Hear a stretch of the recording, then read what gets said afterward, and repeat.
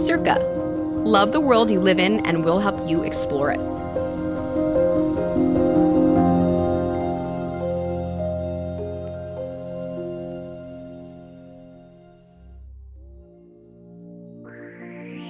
There's a question I get asked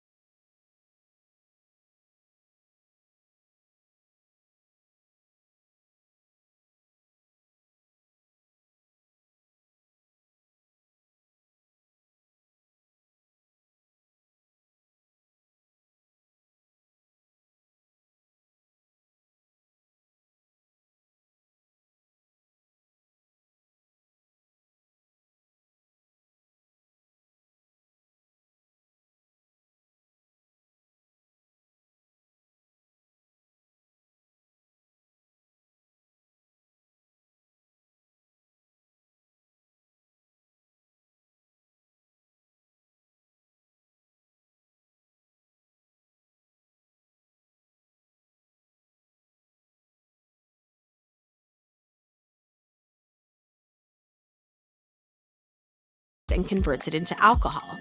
Now, as I already mentioned, wine grapes are really interesting in that every type of grape carries with it those specific set of aromatics and flavors. Chardonnay tends to have orchard fruit notes like apples and pears, and Sauvignon Blanc leans more in the citrus and tropical family, so lemon, pineapple, etc. The thing is, humans cannot taste or smell any of those aromatics or flavors while it's still in grape form.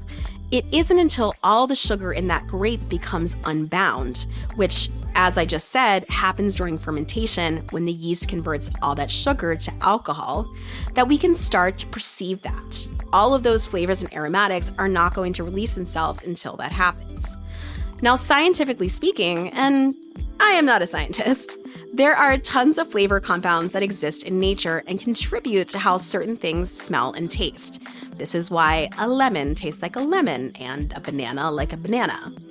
But since most humans don't know what those scientific compounds are, when we smell those scientific compounds and specific compounds in perfumes and candles and soaps, we have to rely on our sense memory to say that smells like lemon. Hence why we say things like, I get lemon in this morning.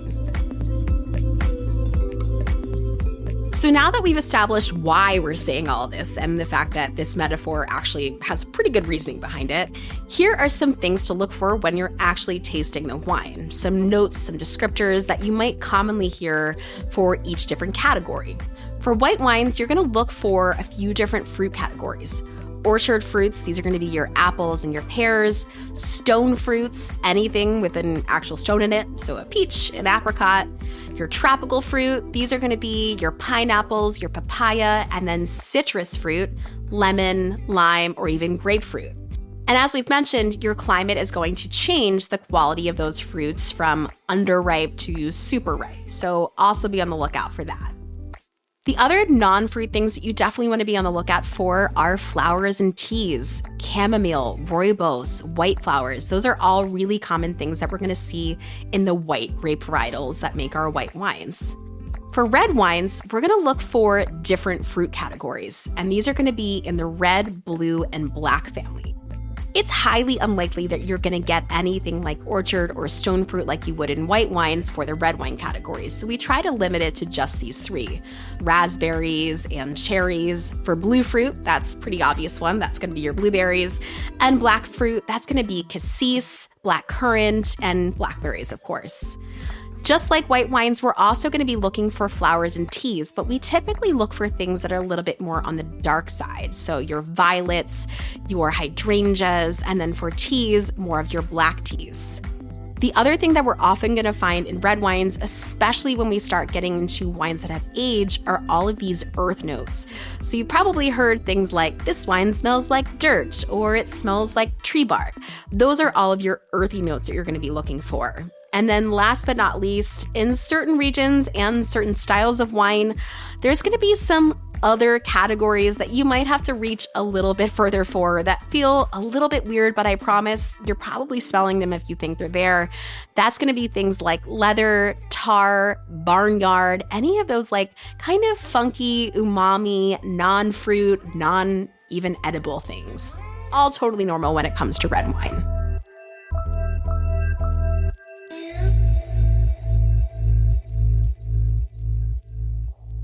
I think the thing that a lot of people struggle with, and I totally understand, is how to actually smell and taste these things. I mentioned a piece of homework earlier, which was to go to your farmer's market or your grocery store, or even just around your own home. And the reason I said that is because we're not naturally born with the ability to make that connection. And it's not even something that we learn as children. As kids, we grow up looking at books and reading things and assigning different senses to words like sight and sound. For example, if you open a children's picture book, you'll see a picture of a cow and you'll notice, say, cow. You might even hear that cow moo, and you can also make that association. But one of the things that we're not taught to do is make the association between word and taste and word and smell. So as adults, as we're trying to pick out these metaphors in our glasses, this is something that we have to train ourselves to do. So definitely keep working on that homework of training yourself to do this as you're getting to know wine more intimately. And we can do this not only as we're going around our house, but also as we're tasting food. You'll be amazed at how much it affects your tasting and your smelling just by being a little bit more present and a little bit more cognizant of everything that you're smelling and tasting.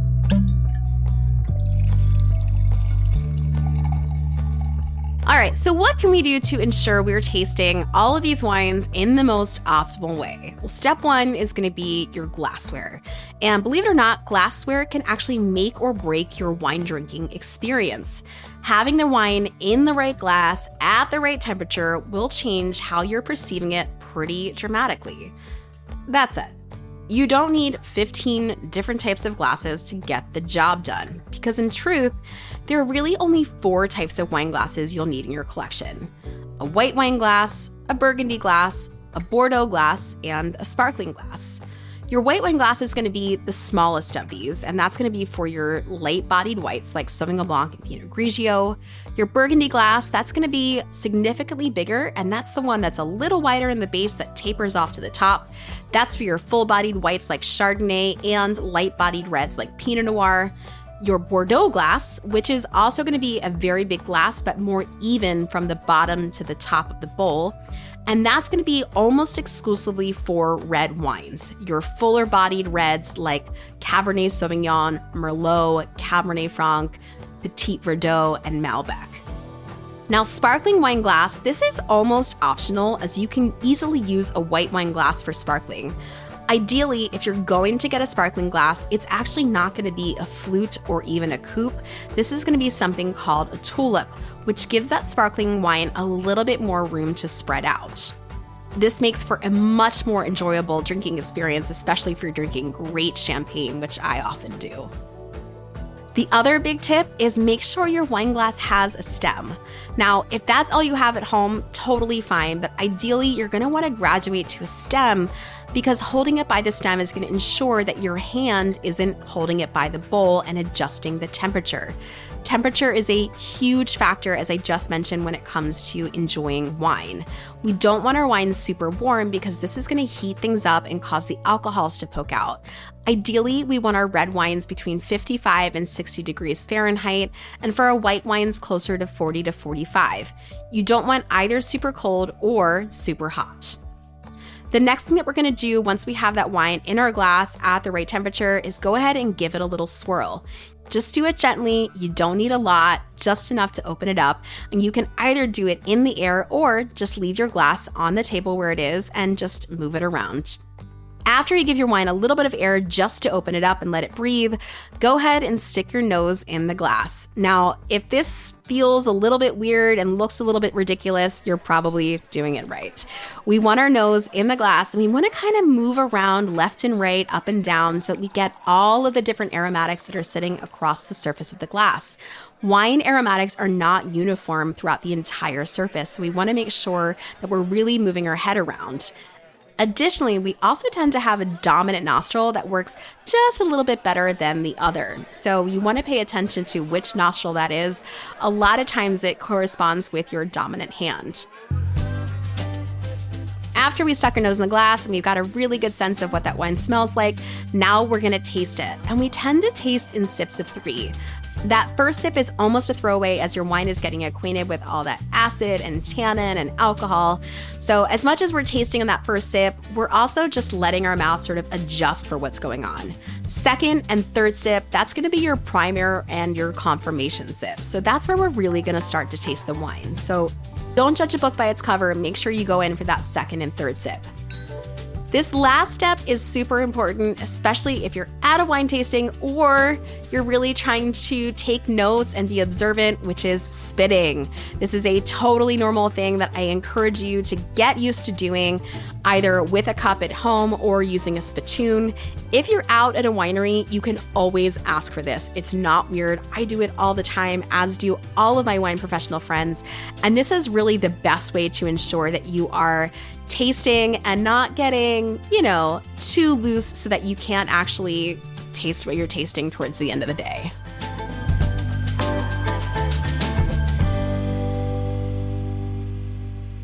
I'll be back with more after this short break. Welcome back to the show. So those are all of your steps for actually enjoying the wine. But the other thing we want to make sure is that the wine is being stored in the proper way, because as I mentioned at the end of our last episode, the great critic Robert Parker said, there are no great wines, only great bottles of wine. And we can ensure that we have a great bottle by making sure that it's stored properly. The rule of thumb when it comes to wine storage is that you want to store a wine almost like a mushroom. It loves to be in dark settings that are a little bit humid and a touch on the cold side. The other thing that you want to do is make sure that you store the wine on its side. That's going to keep the wine in contact with the cork and prevent that cork from drying out. The best thing you can do is obviously have a wine fridge at your home. Get that wine in a place that has very consistent but low temperature. For some of you, that will be in a basement. For others, that'll be in the back of a closet somewhere. Ideally, what you want to do is make sure that that temperature doesn't variate too much between night and day or from season to season, as well as keep it away from light. The other thing that I like to do, especially when I don't have any more room in my wine fridge and I get a wine delivery, is keep that wine in the shipment box that it came in. A lot of times it keeps it protected, it keeps it insulated, and it's just a great way to ensure that your wine's not going to get knocked around too much. All right, so we know that there's no actual fruit in our wine, and we understand why certain grapes have certain flavors, and the fact that we should be looking for different types of fruits for white wines versus red wines. We also know that when we're tasting wine, the thing that we can do is put it in the right wine glass. That's going to dramatically affect how that wine tastes and, of course, your enjoyment of the wine. And last but not least, we're going to make sure that that wine is being stored properly. So keep it dark, keep it cool, and keep it a little bit humid where and when possible. But all that said, as much as all of this stuff is important, the most important thing that you can do when tasting your wine is obviously enjoy it. Pay attention to everything, not just the things that I pointed out, but how that wine felt in your mouth, how that wine made you feel. Tasting notes are a very big part of the shtick, but they're not everything. So don't be afraid to get creative. Songs, movies, art. If something pops up in your brain while you're tasting your wine, say it, write it down. It's a huge part of it. And I can't tell you how many times I remembered a wine because I attached it to a song or something that I saw, or even a really funny joke that a friend would tell while we were drinking it. These things all matter when it comes to wine and enjoying it. So don't let the sophistication and the prim and properness of wine get to you. You can be as fun and creative as you absolutely want.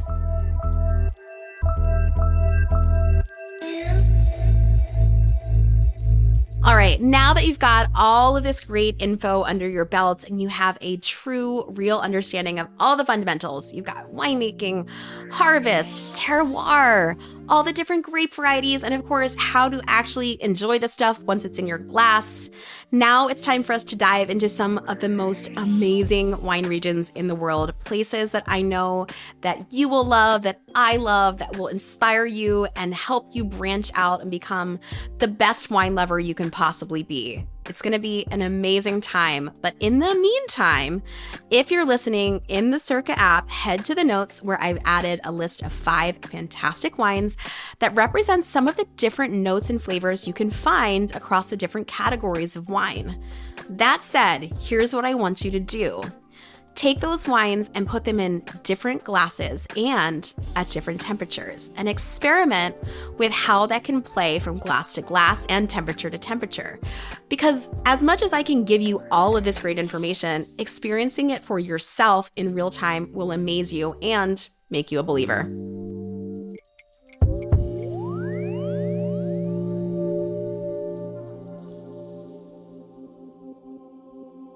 I hope you enjoyed wine tripping with me. Throughout this series, I'll be taking you on a guided tour of some of the best wine-producing regions in the world, like Tuscany, Napa, Portugal, and many more. Plus, teaching you how to really understand what goes into making the wines you're sipping and how to best appreciate it. And of course, I'll be suggesting some of my favorites for you to try. You can listen to Wine Tripping with Amanda McCrossin on Apple Podcasts, Spotify, or download the Cerca app, where you'll find an incredible array of city and country guides, travel podcasts, and more. Visit cercatravel.com, spelled C-E-R-C-A. Cerca, love the world you live in, and we'll help you explore it.